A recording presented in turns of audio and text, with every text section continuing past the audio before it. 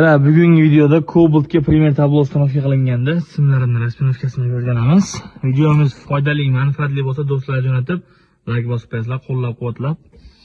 Xo'p, buni chiqarib olamiz. Xo'p, tabloda Cobalt eskisida hamma simlarni olib qo'yasizlar. Mana bu korpusdan bu yerda ajratasizlar, o'zi korpusi bo'ladi. Ustaganingiz biladi buni. Simlari bu tomondan terilgan bo'ladi Cobalt 2da. Sizlar uni hammasini chiqarib olib, bir chekkadan xohlasa aytib boraman. Shu bo'yicha ulasizlar inshaalloh tablo ishlari bitta o'zimman. Shunga ishlasam qulay bo'lyapti. Turing shunday. Hop. Kalitni ochilishi постоянный plus bu rul knopkaga yo'naladi. Rul knopkadagi informatsiyaga yo'naladi. Bu qora massa bu informatsiya.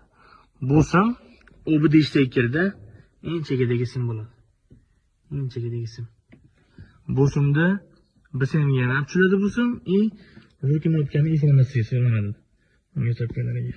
Qolgan simlari kerak emas.